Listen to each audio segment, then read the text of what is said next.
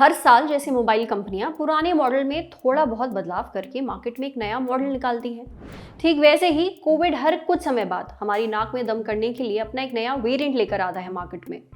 अभी तक दुनिया डेल्टा से होने वाली तबाही देख चुकी है, ओमिक्रॉन का फैलना देख चुकी है, पर अभी भी कोविड को सुकून नहीं मिला है। बिन बुलाए मेहमान की तरह फिर से चला आया है। आप खबरों में सुन ही रहे होंगे कि कोविड केसेस वापस से दोबारा बढ़ने लगे हैं, पर इस बार इसके पीछे जिम्मेदार है एक नया वेरिएंट जिसका नाम है आर्कटुरस वेरिएंट। एक तो पता नहीं इन वायरस का नामकरण करता कौन है। आर्कटुरस नाम का ये वेरिएंट 22 देशों में खलबली मचाने के बाद अब भारत आ गया है, पर इसके लक्षण भी पहले के वेरिएंट से थोड़े अलग हैं। ये बहुत तेजी से फैल रहा है, पर डॉक्टर्स का कहना है कि ये डेल्टा जैसा जानलेवा नहीं है, इसलिए घबराने की एकदम जरूरत नहीं है। आज के एपिसोड में डॉक्टर्स से जानते हैं आर्कटुरस वेरिएंट डेल्टा और ओमिक्रॉन से कैसे अलग है।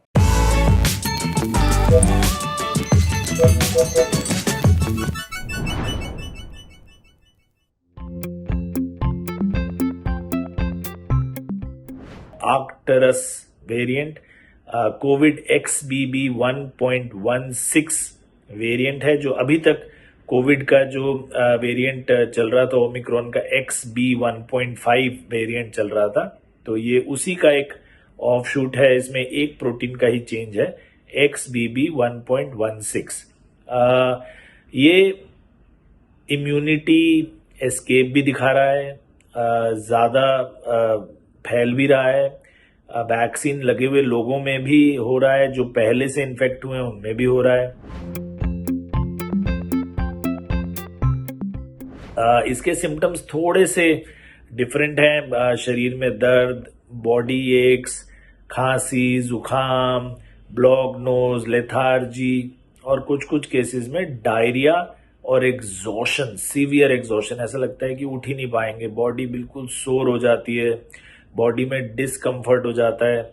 और बहुत रेयर केसेस में जो कि पहले से ही इम्यूनो कॉम्प्रोमाइज्ड हैं या जिनको कोई बहुत क्रोनिक बीमारी है, जो बहुत बूढ़े या बहुत छोटे बच्चे हैं, उनमें रेस्पिरेटरी सिम्टम्स, जो सांस के सिम्टम्स हैं, वो भी आ रहे हैं, जैसे कि सांस फूलना, ऑक्सीजन कम हो जाना, बहुत ज़्यादा शॉर्टनेस ऑफ ब्रेथ होना, रेस्पिरेटरी डिस्ट्रेस होना, नीले पड़ जाना फिंगर्स या नोज टिप्स।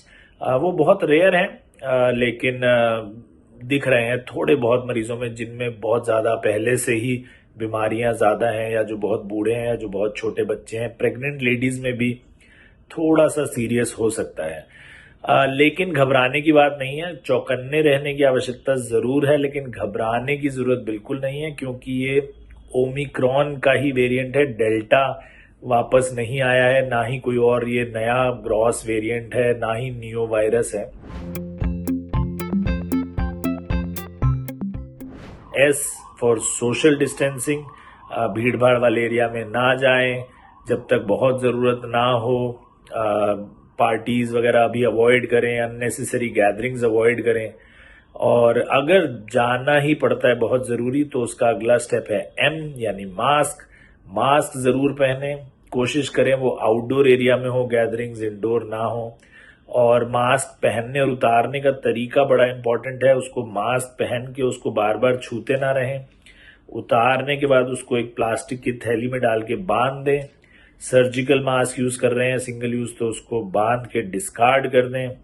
और अगर फैब्रिक मास्क यूज़ कर रहे हैं तो उसको गर्म पानी में रखें और फिर अच्छी तरह साबुन से धोने के बाद फिर वापस यूज़ करें। इसके अलावा नेक्स्ट स्टेप है सैनिटाइजेशन। तो मास्क की सैनिटाइजेशन के साथ साथ अपने हाथों की भी करें। हाथ हमेशा धोते रहें, साफ करते रहें, साबुन का प्रयोग करें, सैनिटाइजर का प्रयोग करें। और चौथा जो स्टेप है सबसे इम्पोर्टेंट, वो है V फॉर वैक्सीन। अगर वैक्सीन अभी तक नहीं लगवाई है तो अवश्य लगवा लें। ज़्यादातर अपर रेस्पिरेटरी ट्रैक्ट में ही रहता है, नीचे लंग्स में नहीं जाता है, निमोनिया नहीं करता है, तो इसलिए severe disease, life threatening disease, ICU admissions इसमें अभी बिल्कुल नहीं बढ़ रहे हैं। हम हॉस्पिटल्स में बहुत ज़्यादा एडमिशंस नहीं देख रहे हैं। जैसा डॉक्टर साहब ने बताया, डरने की जरूरत नहीं है, पर चौकन्ना रहने की जरूरत है। कोविड जाते जाते आपके शरीर के अलग अलग पुर्जों की ऐसी की तैसी कर देता है। युवाओं में दिल की बीमारियों के बढ़ते केसेस, दिल का तेज धड़कना, ब्रेन फॉगिंग, ये सब कोविड की ही देन है। रिसर्चर्स अभी इसके बारे में और जानकारी हासिल करने की कोशिश कर रहे हैं, इसलिए बच कर रहे। अब बढ़ते हैं सेहत के अगले सेगमेंट की तरफ, तन की बात। जानिए शरीर में हीमोग्लोबिन कम होने का क्या रिस्क है। हीमोग्लोबिन रेड ब्लड सेल्स यानी लाल रक्त कोशिकाओं में पाया जाने वाला प्रोटीन होता है। इनका काम पूरे शरीर में खून के माध्यम से ऑक्सीजन की सप्लाई करना होता है। हीमोग्लोबिन की कमी से जो खून की ऑक्सीजन पहुंचाने की क्षमता है वो कम हो जाती है। इसकी वजह से कई सारी दिक्कतें सामने आती हैं, जैसे अगर दिमाग में ऑक्सीजन की कमी हो जाए तो इंसान को चक्कर आ सकते हैं। अगर दिल में ऑक्सीजन की कमी हो जाए तो धीरे धीरे दिल कमजोर होने के साथ साथ हार्ट फेल हो सकता है और ये जानलेवा है। हीमोग्लोबिन अगर कम हो जाता है तो बार बार इन्फेक्शन होने की संभावना भी होती है। अगर एनीमिया यानी कि हीमोग्लोबिन की कमी को वक्त रहते ठीक ना किया जाए तो इंसान चिड़चिड़ा होने लगता है। कई बार डिप्रेशन की समस्या भी हो सकती है। जिन लोगों को हीमोग्लोबिन की कमी होती है उनका शरीर सफेद सा नजर आता है, उनकी आंखें और जीभ का रंग सफेद हो जाता है। इसके अलावा बच्चों में कई बार देखा गया है कि उन्हें मिट्टी खाने की आदत पड़ जाती है और उनको बर्फ खाना अच्छा लगने लगता है। ये भी आयरन की कमी की ही निशानी है। इन लक्षणों के होने पर आप प्लीज डॉक्टर से जरूर मिलें। समझे। अब आ रही सेहत के आखिरी सेगमेंट की, खुराक यानी झक्कासी हेल्थ टिप। जानिए डायबिटिक लोगों को कोविड से ठीक होने के बाद प्रोटीन क्यों जरूर खाना चाहिए।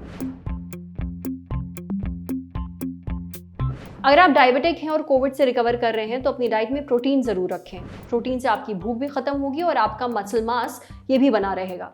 राजमा, चना, दाल, इन चीज़ों में कम शुगर होता है तो ये आपके लिए फायदेमंद है। अगर आप नॉनवेज खाते हैं तो लो फैट मीट जैसे कि चिकन ब्रेस्ट, अंडा और मछली खा सकते हैं। लो फैट मिल्क, दही और पनीर भी खा सकते हैं।